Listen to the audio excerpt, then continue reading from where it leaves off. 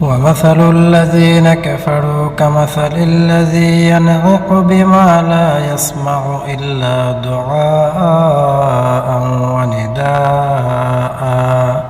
صم بكم عمي فهم لا يعقلون يا أيها الذين آمنوا كلوا من طيبات ما رزقناكم واشكروا لله إن كنتم إياه تعبدون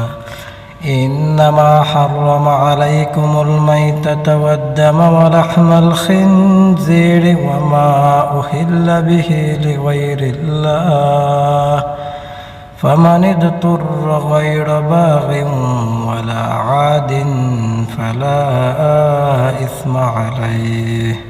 إن الله غفور رحيم إن الذين يكتمون ما أنزل الله من الكتاب ويشترون به ثمنا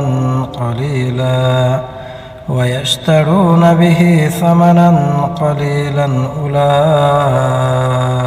ما يأكلون في بطونهم إلا النار ولا يكلمهم الله يوم القيامة ولا يزكيهم ولهم عذاب أليم أولئك الذين اشتروا الضلالة بالهدى والعذاب بالمغفرة فما أصبرهم على النار